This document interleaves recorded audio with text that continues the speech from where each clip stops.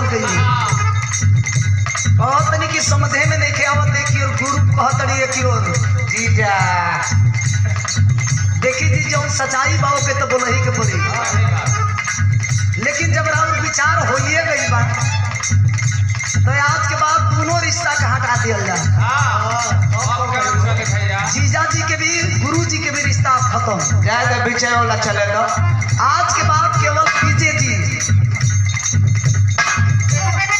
प्रेम से कौनो लड़का लड़की में बड़ा प्रेम बा ना वो कही पावतिया ना वो कही पावता।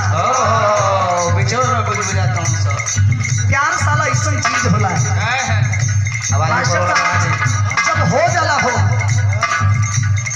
ओकरा ना रात की नींद आई ना दिन के चैन मिलेला। ना हो खाली बसवारी भाग